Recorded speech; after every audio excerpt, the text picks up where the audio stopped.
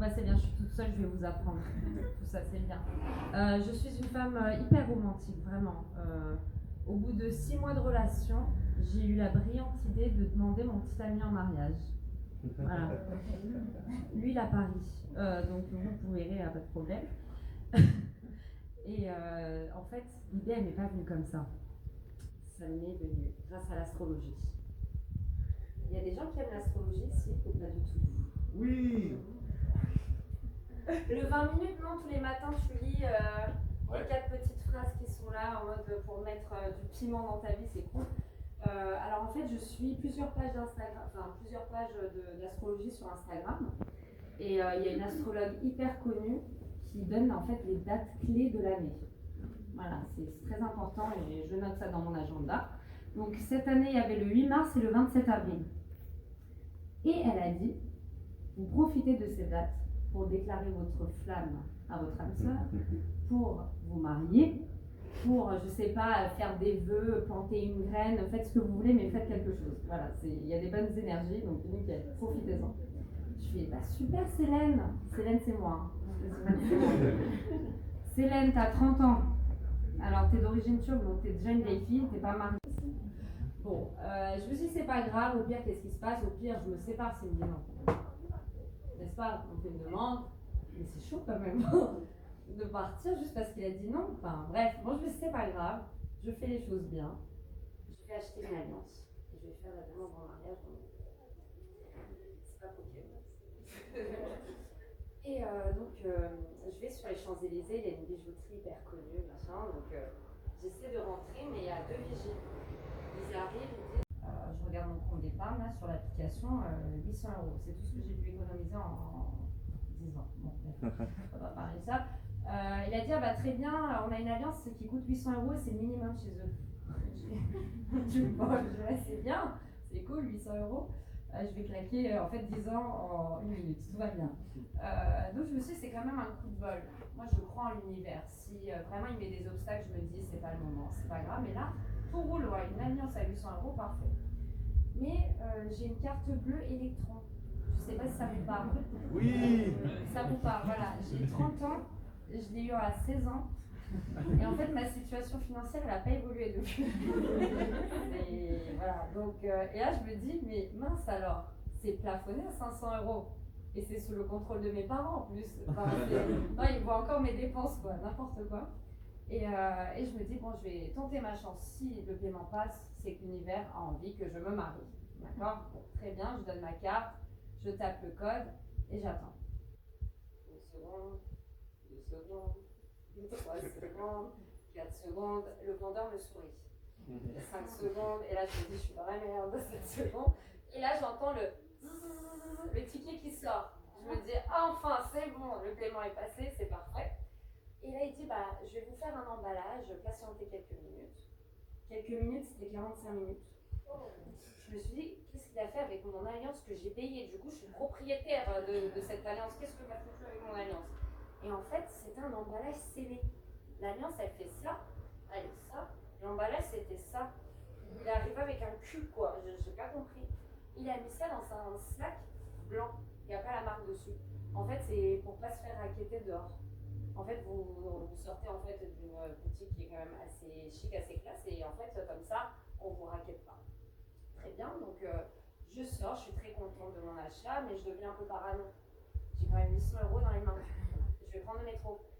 Là, je commence, non, j'ai rien, je voudrais bien. Et là, il y a un SDF qui arrive qui me demande une petite pièce et tout. Je dis, frère, j'ai tout donné, 800 euros.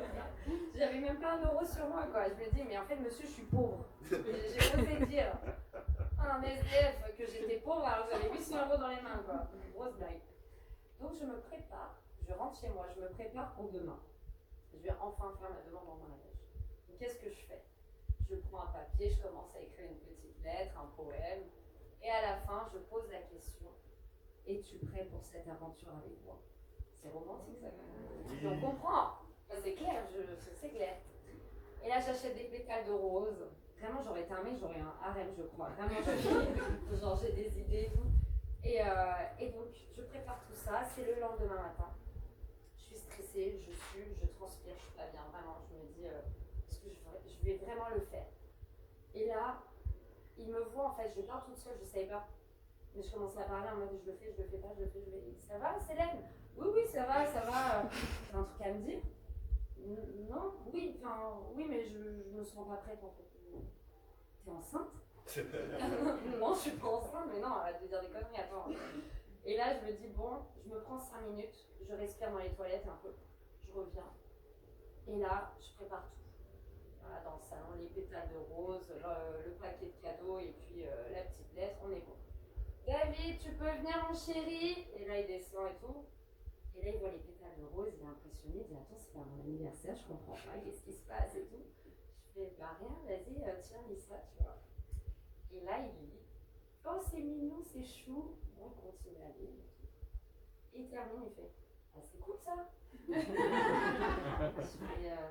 donc, comment ça? Bah du coup, qu'est-ce que tu veux dire? Enfin oui, non? Pourquoi tu me parles? Il n'a rien compris, rien compris quoi. J'ai fait bon, bah je vais donner le cadeau quand même, parce que là il a rien, je veux dire, on peut pas me la faire à l'envers. Hein. Là je pense qu'il fait semblant, bon, je lui donne le cadeau. Il fait oh, c'est la montre que je voulais! Parce que l'emballage est tellement énorme, même lui il a cru que c'était un autre truc quoi. Non mais ouvre! Mais là je commence à pleurer. Vraiment sincèrement je commence à pleurer parce que je me dis en fait, s'il avait ça en tête, il aurait compris. Donc en fait, il s'en fiche complètement. Enfin, moi, je commence à faire des films, je pleure. Je me dis, mais qu'est-ce que t'as? Je fais, ouvre, j'en peux plus, ouvre. Et là, il ouvre. Il fait, c'est quoi ça? Il fait, pourquoi? Je fais ça, comment ça, pourquoi? Mais c'est quoi? Je fais, mais. Non, je fais, t'es pas obligé de dire oui. Hein. Mais après, moi, j'ai dit, t'es pas obligé de dire oui, si t'as pas envie, c'est pas grave. Il fait, mais il fallait attendre 6 mois, je comptais te demander en mariage, moi. Je fais, et là, j'ai fait. Toi, t'allais me demander en mariage, j'y croyais pas. Il fait, mais si. En fait, vu que je suis d'origine turque, il m'a dit j'allais te l'amener à Istanbul, chez un kebabier. Il a appelé ça un kebabier. Un kebabier, moi je vois un arbre avec des kebabs. J'ai dit un restaurant kebab, c'est pas un kebabier, vraiment, tu vois. Et il m'a dit, je comptais faire un truc, genre prendre l'assiette.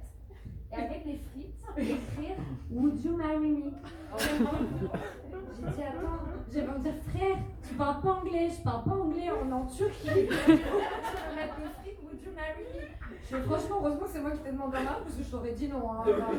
C'est quand même plus romantique ce que j'ai fait, on est d'accord, dites oui. Et ensuite, donc maintenant que j'ai obtenu le oui, je vais le pourrir jusqu'à la fin de ses jours, il est pas au courant. Ah, c'est filmé, mince. Je t'aime, mon amour. Et du coup, maintenant, il faut prendre un rendez-vous à la mairie. Donc, qu'est-ce qu'on fait? On appelle, machin, et puis c'était en plein confinement. Du coup, moi, j'ai envie d'avoir le 27 avril. C'est la fameuse date, pour ceux qui n'étaient pas là, donnée par l'astrologue. C'est une date clé. Il y a de très belles énergies. Donc, voilà, il faut tout faire ce jour-là. Après, le reste du temps, vous pouvez dormir. Et donc, du coup, j'appelle, je dis, il faut absolument qu'on se marie le 27 avril. Pourquoi? J'avais pas l'air. C'est l'astrologue qui a dit ça, tu vois. Ils vont péter un câble. Et là, je lui dis, en fait, la grand-mère de mon fiancé va bientôt mourir, il faut absolument qu'elle voie ce mariage. J'ai vraiment dit ça.